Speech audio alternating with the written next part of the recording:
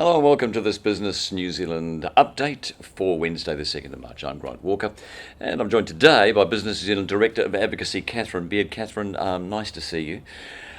It's hard to believe, but our borders have been closed since March the 19th, 2020, believe it or not. And now, of course, by the end of this week, well, we're pretty much open, certainly to New Zealand. Is relief the right word? Huge for exporters, particularly. That was one of the hardest things, really, was that whole MIQ system.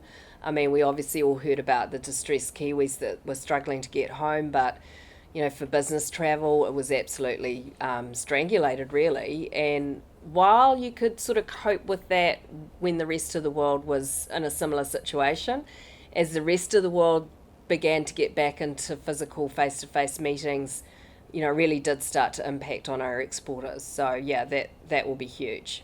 There's a lot of mainly family reunions, probably, and friends at this point. But how soon do you think we can gear into that business side of things?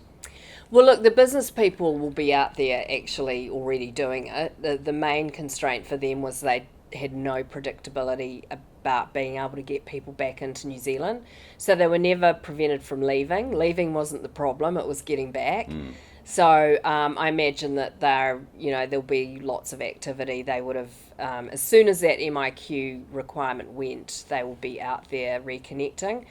Like our physical goods that were going away on ships and things continued to trade quite well, even though it was difficult. But looking at some stats from New Zealand Trade and Enterprise, actually a lot of our services and digital exporters were suffering. A sigh of relief, I imagine, from the tourism industry, but it's still going to take quite a bit of winding up, really, isn't it? Absolutely, and I think from what I've read, it's not until really later in the year that tourists can just come. You've got access for Australia, but from the rest of the world, I don't think they're really opening that up until around October. We would absolutely advocate bring it forward, please. And the tricky thing is that the airlines are all deciding the routes that they choose to fly. And if the rest of the world's more accommodating, then why would you service New Zealand when you're not going to get the volume you need? So I think really we would love to see that date brought forward because we really need our students back.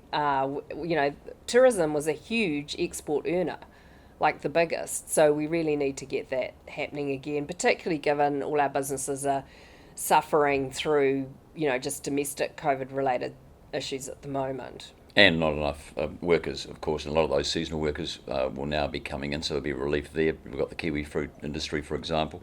We also have, bear in mind too, there's been a lot of Kiwis sort of cooped up here who'll be wanting to leave as well. Absolutely. So there is real concern. I would say, like if you talk to the business community about what their top issues are, shortage of skills is major, whether it's low skilled, high skilled. Every sector across New Zealand is crying out for people.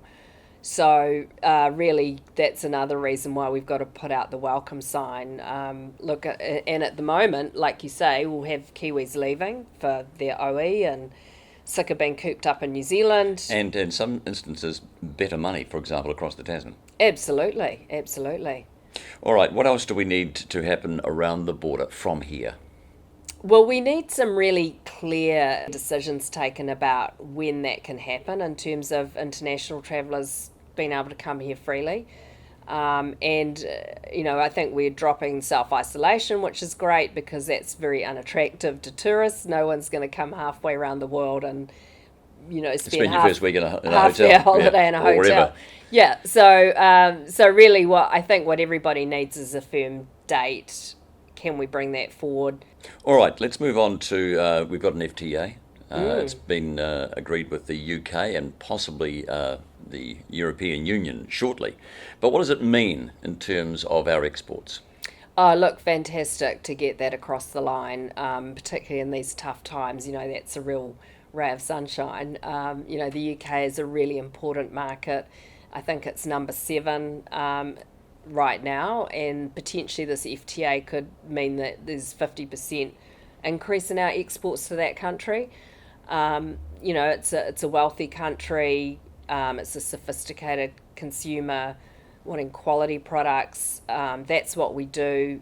Wine, it'll just be able to be competitive with other wines from around the world. Now, let's talk about supply chain because we know that we're in a really tough position in terms of where we are with Omicron. Is the big sick, is it playing out as expected, or are people sort of not realising how bad this could get?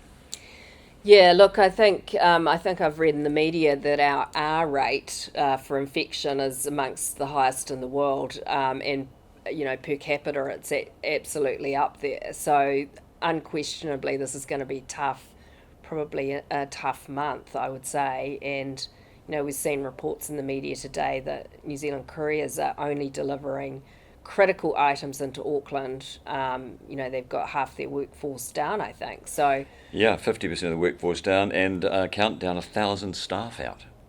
look, we might have a tough month, but I think Kiwis are pretty resilient. I think a lot of businesses have prepared really well.